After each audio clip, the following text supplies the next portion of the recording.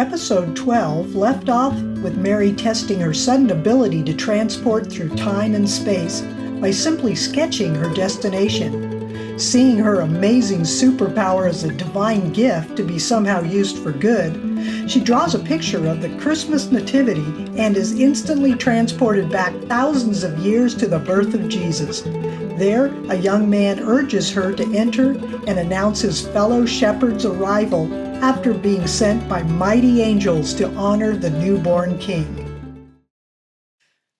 As Mary enters, she finds that past the rug hung over the entrance there is still another drape, and on the ground to her right lay two pairs of sandals, a man's and a woman's, tucked neatly against the hewn wall. Mary removes her sandals to place hers beside the others and is suddenly startled by a man's face poking out from behind the inner curtain. If you are by chance looking for a king, you're at the wrong place, sis. You're not the first to think that the hovering star up there marks this as the spot. It's actually down the way a bit, but I'm heading there now and can take you with me. Yossi's drum sounds as the shepherds announce their approach, so Mary explains that her friends are on their way in.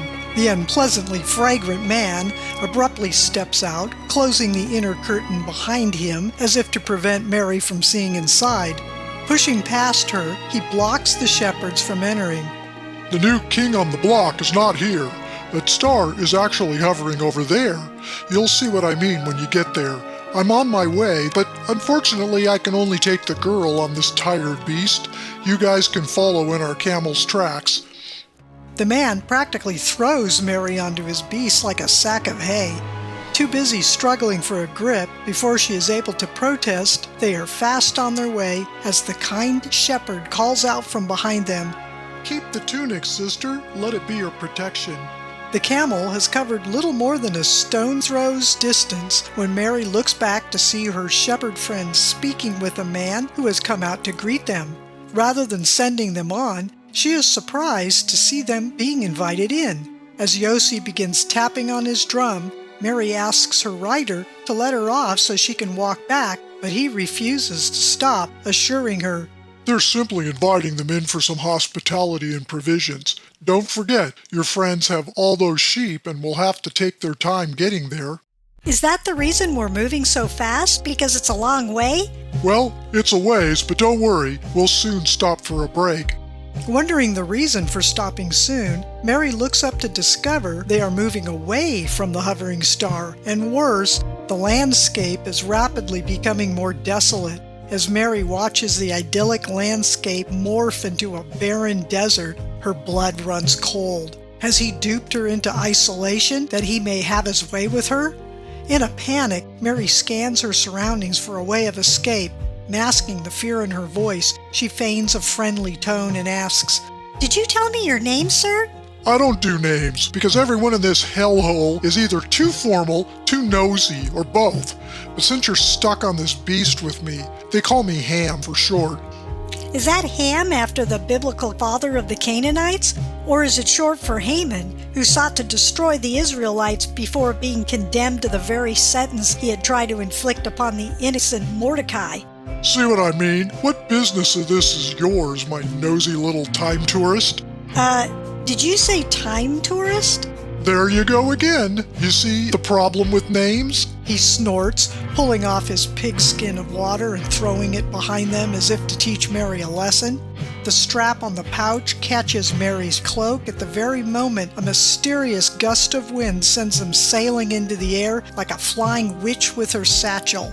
Descending some distance behind them, the cloak entangles itself upon a thorny plant that pierces the pigskin. As its precious contents spill into the hot sand, a vicious, motley beast emerges from the shadows to snatch it away. What a forsaken place this is! Mary prays in her trembling heart as she realizes the hopelessness of her situation. "I have no hope but you, Lord. Save me!" As if sensing Mary's prayer, Ham halts his camel so abruptly that Mary is nearly thrown off. He flings himself down and prepares to relieve himself right in front of her. Averting her eyes from the vile man, she tries her best to remain calm as she slides down the camel's other side to make use of the only privacy offered, a 4-foot boulder. As she crouches behind the rock, the man mounts his beast as he taunts her with ominous words. Be on guard for snakes. A chill runs up her spine as she scans her hostile surroundings. Thank you, Mr. Ham. I'll be done in a second. Are we ready to go? Hoping to hear a yes, as every minute counts when miles from nowhere with no cover or water, she is met instead with her worst nightmare, silence. She holds her breath to listen as the breeze carries forth the sound of a distant trot as the man rides off without her. Disbelieving her ears, she looks up to see a distant dust cloud behind them. What could have possibly possessed the man to abandon her in the desert without water or her cloak? Mary inquires of the Lord as tears fill her eyes. Lord, are you rescuing me from that foul man, or should I run after him on account of the horrible death I could suffer here as the night approaches? What should I do? As she is saying this, a familiar voice in the breeze whispers, Do not go after him yet. If the voice in the wind is merely Mary's intuition ensuring her odds of survival are better without Ham, then why the word yet? Huddling close to the rock to escape the blazing late afternoon sun, she ponders. Perhaps the Lord might be pleased to use me as his instrument of wrath upon such men. But whatever it is, I shall simply evaluate my options and trust the Lord to guide me. The shepherds think I'm on way to the city, and will probably remain near the newborn king, honoring him and tending their flock. It's too late to head back and too dangerous in the dark, especially with that hideous animal back there that could make a meal out of me. I may now be dehydrated and faint from the heat, but in a short time I may be freezing to death without that cloak. Should I risk that beast and heat stroke and go looking for it? Have mercy on me, Lord. What should I do? Scanning her bleak surroundings, a vision of Jesus writing with his finger in the dust comes to mind. So she draws in the sand, but every line is immediately filled with loose, dry sand. She tries to scratch a line into the rock with her nail, but the grainy texture files down her nail, leaving no sign of her efforts. She digs into the sand, hoping to uncover a hard surface beneath, but after abrasing her skin and nails, she finds none. The scorching sun beats down upon her sunburnt skin, so she huddles up to the rock, trying to chip off a shard with which she might etch her drawing. But the rock is too hard. Finally, with what remains of one thumbnail, she tests the underside of her forearm as a palette, where she manages to scratch 3 lines without cutting her skin.